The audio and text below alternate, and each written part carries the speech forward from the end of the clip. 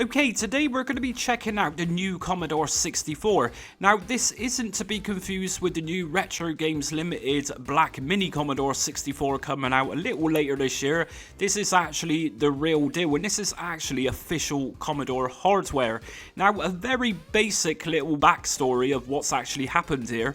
Another YouTuber known as Retro Recipes is literally just got a consortium of people together, and they've actually bought the Commodore brand, or specifically the Commodore 64 brand. So in the near future, expect to find official licensed Commodore products out there in the wilderness, which is a very cool deal for people like me who loves Commodore. So let's take a look at these systems then. We got three of these. We got the Ultimate Starlight Edition, we got the Founders Edition, and we have got the Basic Edition.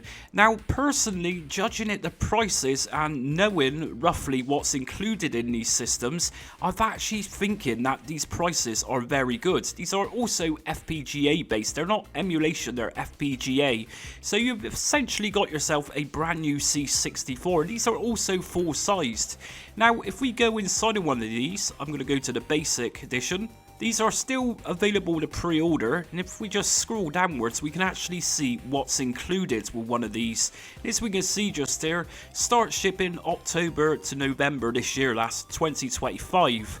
And it's not actually a Kickstarter campaign either, but I'll leave the link in my description so you can read through all that if you're interested in one of these. So what do we actually get with one of these units then? Well, as we can see just here, we can actually plug in original C64 cartridges if you've got any lying around.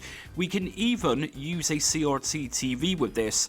It's also got HDMI functionality, but personally for a real authentic experience, use the CRT TV option for that 4:3 aspect ratio in that really nice fuzzy look about it. We can also plug in datasets or datasets, and we can also plug in 1541 disk drives, floppy drives that is.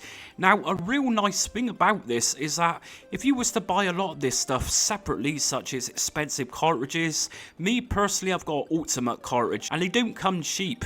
You can also buy a brand new motherboard, there's many to choose from, and of course we can also buy brand new cases. Again, these are around £100, maybe a little more. So to get everything just here, including a fully functional keyboard, I think this is really good value for money.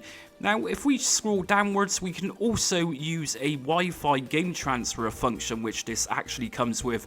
So not only can you pop your own games in using a USB thumb drive, but we can actually network to it as well, which is super cool if you're into that type of thing. We've also got SID chip options just here. Of course, what the Commodore 64 is famous for is its music. And if we just scroll downwards, what's in the box? So this is literally what's going to come in the box. We've of course got the Commodore 64 computer, and they're actually reproducing a spiral bound user guide just to give it that nostalgic feel. It comes with a 64GB USB cassette drive, which sounds pretty good to me. We got a quick start guide, some stickers, an HDMI cable, and a power supply.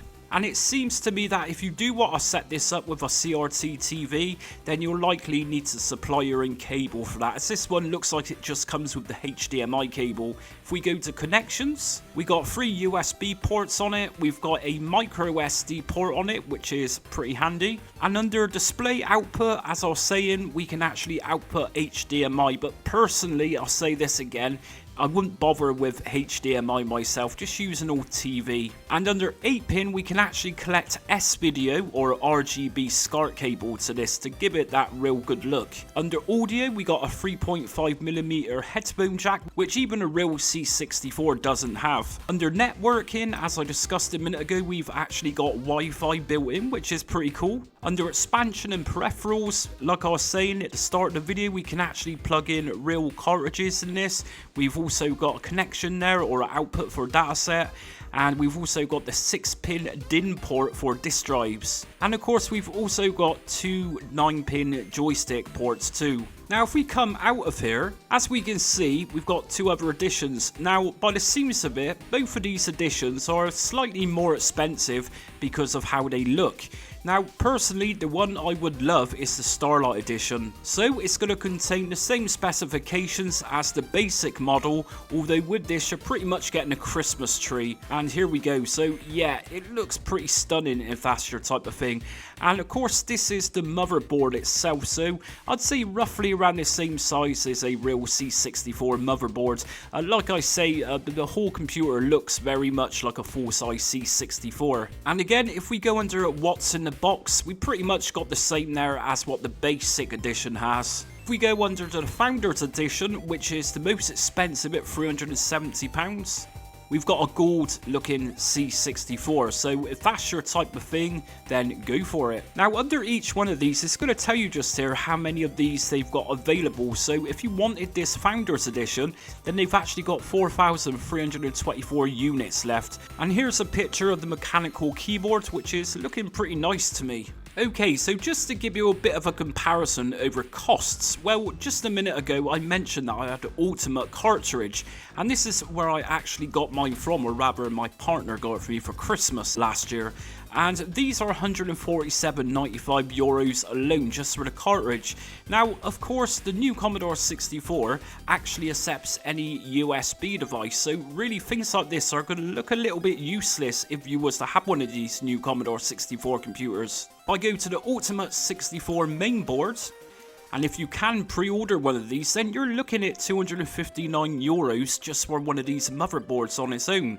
And that's what I was saying just a minute ago, that the new Commodore 64 computer is actually very good value for money if you want an up-to-date Commodore 64 computer, that is. And that's it for the new Commodore 64, which is coming out a little later next year, so I'll leave the link in the description, so if you want to pre-order one of these, I highly recommend it. And let me just say that I haven't been asked to make this video to promote this product. I'm a Commodore 64 enthusiast, and Commodore 64 was my first ever computer. It holds a lot of memories for me, and I've actually done a lot in the community with the C64 too, including publishing games and being in magazines in the past.